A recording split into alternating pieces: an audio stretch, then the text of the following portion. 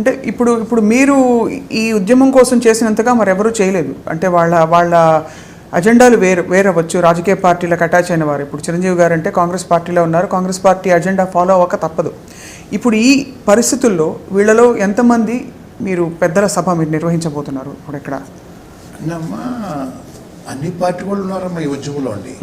పార్టీలకు అతీతంగా ఉన్నారమ్మా. టీడీపీలో ఉన్న వాళ్ళు కూడా ఉన్నారమ్మా. ఒక విషయం అన్నమ్మా, నేను తొలి మీటింగ్ డేట్ అనౌన్స్ చేసిన తర్వాతమ్మా ఒక నెల 10 రోజుల ముందు నుంచినమ్మా ఇంచుమించుకి చాలామంది ఎమ్మెల్యేస్ ఫోన్ చేశారన్నమ్మా నాకు. కొంతమంది ఎంపీలు ఫోన్ చేశారమ్మా, కొంతమంది మంత్రులు ఫోన్ చేశారన్నమ్మా, కొంతమంది ఆఫీసర్లు ఫోన్ చేశారన్నమ్మా.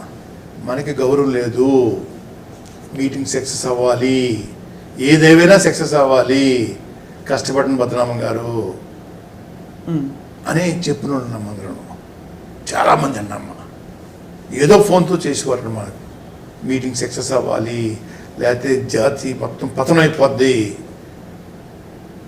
ఇంకా జాతికి గౌరవం లేదు సుమా, ముఖ్యమంత్రి గారి ఇంటి దగ్గర కారు వెళ్ళాలంటే ఒక ½ కిలోమీటర్ దూరంలో ఆపి నడిపిస్తున్నాడు. అలాగే ఇతర నాయకులు కూడా అదే పరిస్థితి. అందరికీ జ్ఞానోదయం కలగాలంటే మీటింగ్ సక్సెస్ అయితే అందరికీ గౌరవం దక్కుద్ది, గౌరవం పెరుగుద్ది మాకు చెప్పినాడమ్మా.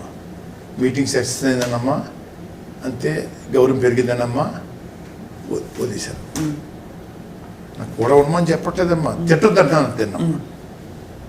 నాకు కూడా ఉండమని వాళ్ళ పదవులు పోగొట్టుకుని రమ్మట్లేదన్నమ్మా. నేను తిట్టకపోతే సరిపోతుంది అంటే కనీసం ఎదురు కనీసం అది ముందన్న మాటలకి తర్వాత అన్న మాటలకి పొందం లేదన్నమ్మా.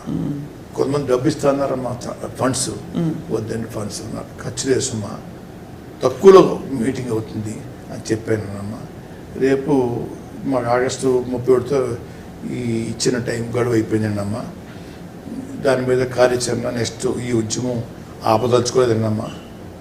నిరంతర పోరాటం అమ్మా, ఎంతకాలం పడితే అంతకాలం పడుతుందమ్మా. వదలమమ్మా, ఇది వారు ఇచ్చారు కాబట్టి హామీ, వదలమన్నమ్మా. దాని మీద ఈ 13 జిల్లాల్లో ఉన్న పెద్ద నాయకుల్ని ఒక జిల్లాకి 50 మంది 40 మంది పిలిచారున్నమ్మా. అందరూ కలిసి అందరినీ సమాయత్తం చేసి మీటింగ్ అవుతుంది. అంటే ఎలా దీన్ని ముందుకు తీసుకెళ్ళాలని శాంతియుతంగా గాంధీ మార్గంలో ఇతరులు మనం చేసే నిరసన వల్ల ఇతరులు ఎవరు ఇబ్బంది పడకుండా ఉండేలాగా మంచి ఆలోచనలు ఇవ్వండి అని మా వాళ్ళని సజెషన్స్ అడుగుతానమ్మా. ఆ సజెషన్స్ తీసుకుని మళ్ళీ హైదరాబాద్ వచ్చి ఇబ్బంది పెట్టాలనే సంకల్పం ఎప్పుడు కూడా లేదు. మీరు దీక్ష చేసినప్పుడు కూడా వాళ్ళకి ఇబ్బంది కలిగితే దానికి మీరేం చేయలేరు. ఒక ట్రైన్ ఇన్సిడెంట్ తప్ప మనకి హింసాత్మక సంఘటన లేకపోతే అందరి దృష్టిని ఆకర్షించిన సంఘటన అని అనుకుంటే ఆ ట్రైన్ సంఘటన ఒకటే. దానికి ఇంకా క్లియర్ పిక్చర్ ఎవరికి అర్థం కావట్లేదు. ఏం జరిగింది, అసలు ఎప్పుడు జరిగింది, ఎవరు చేయించారు, అది ఇది అని. ఎన్ని ఆ ట్రైన్ సంఘటన తర్వాత వస్తాయమ్మా అన్నీ ముఖ్యమంత్రి తెలుసు, నాకు తెలిసాను అమ్మా. అమాయకులను బాధిస్తున్నారు. ఏం జరిగింది sir actually train Ratnachal express సంఘటన? నేను డయాస్మా ఉన్నానమ్మా. నేను డయాస్మన్ రోడ్డు మీద వచ్చినప్పటికి వచ్చిన 2-3 ఇయర్స్కి తగలబెట్టారని చెప్పారమ్మా. అప్పుడు పొగగా కనపడుతుందమ్మా. నేను ఇక్కడ కదిలే పరిస్థితి లేకుండా పోయిందమ్మా. డయాస్ నుంచి రాష్ట్రంలోకి చేయడానికి రోడ్డు మీద వచ్చినప్పటికే బేపచ్చం రష్ అమ్మా. అందులోంచి బయటకు వచ్చినప్పటికే నాకు ఇబ్బంది అయిపోయినాను. నేను రైల్లోకి వెళ్ళాలమ్మా,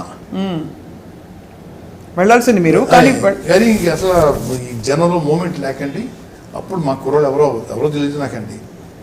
ఒక అబ్బాయి ఉన్నాడండి, అతను బాబు గారు ఇక్కడ ఏదో ఒక ఆవులను గేదెలను తీసుకెళ్తున్న చిన్న వ్యాన్ అండి.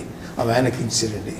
ఇంక మనకి ఊపిరి ఆడసమా వ్యాన్ ఎక్కడని చెప్పి బలవంతంగా ఎత్తుకుని ఎక్కించేస్తాను. కానీ మీరు నైతికంగా మీరు బాధ్యత వహిస్తున్నట్టు చెప్పారు కదా సార్ స్టేట్, అంటే మీరంటే ఆ సందర్భంలో జరిగింది కాబట్టి.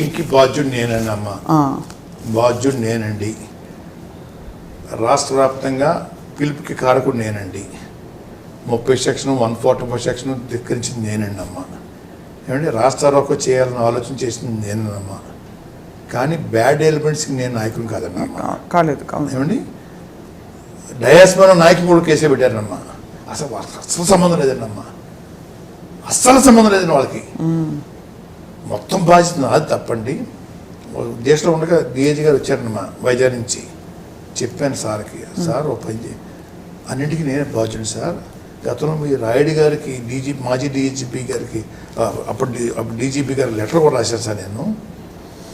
ఈ మీటింగ్ కారకుడు నేను, జనాన్ని రెచ్చగొట్టింది నేను, మీటింగ్కి రమ్మని ఆకలి కేకతో జనం వచ్చారు. ఎన్నిటికి బాధ్యులు నేను సార్, కేసు నా మీద పెట్టండి సార్, అన్ని ఎఫ్ఐఆర్లు తీసేయండి సార్, అన్నీ నా మీద పెట్టండి సార్, నేను కోర్టుకు వెళ్ళి ఏదో పడతాను సార్, నా బాధనే పడతాను, చెప్పండి ముఖ్యమంత్రి గారికి నువ్వు చెప్పాను సార్ డిఏజీ గారికి మెసేజ్ ఇస్తా అని చెప్పాడు సార్. ఆయన కలెక్టర్ గారు, రాజమండ్రి అర్బన్ ఎస్పీ గారు అందరూ కలిసి వచ్చారండి ఈ దేశంలో ఉన్నప్పుడు.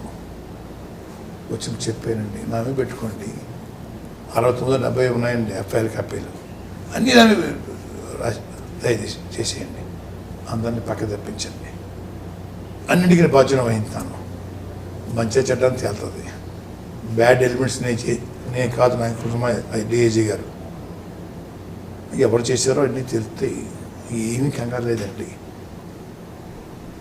బాధించకండి మా సోదరులని చెప్పానండి.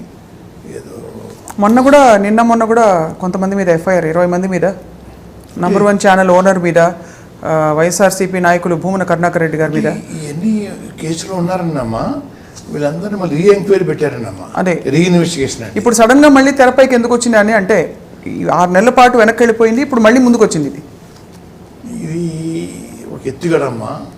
మేము ఈ కార్యక్రమాలు కొంచెం స్పీడప్ చేస్తుంటే మమ్మల్ని అణచడం కోసం, భయపెట్టడం కోసం, రే బాబు సమావేశానికి వెళ్తే ప్రమాదాలు బాబు, కేసులు పెడతారు, కేసులు తిరగాల, లాఠీలు కొడతారు అని భయం కల్పించడం కోసం ఎంత ఎత్తుగడమ్మా. ఆ రైలు సంఘటన కావచ్చు, తర్వాత ఇది జరుగుతున్న గొడవలన్నీ కావచ్చు, ఈ ప్రాంతంలో గోదావరి జిల్లాలో ఎప్పుడు కూడా మనకి ఇలాంటి సంఘటనలు చూడలేదు. ఇప్పుడు ఒక్కసారిగా ఎందుకు వచ్చింది, ఎవరో ప్రేరేపించితే కానీ రాదు కదా అని ఆయనమ్మా కొన్ని సందర్భాల్లో 84లో ఉండమ్మా ఎన్టీ రామారావుకి అధికారం పోయిందన్నమ్మా. ఈయన చేయించిన దహనకాండ మర్చిపోయాడమ్మా. బస్సులు తగ్గబెట్టారమ్మా, ఆఫీసులు తగ్గబెట్టారు, ఎదురు తిరిగిన ఎమ్మెల్యేస్ ఇళ్ళు, మంత్రుల ఇళ్ళు తగ్గబెట్టారమ్మా.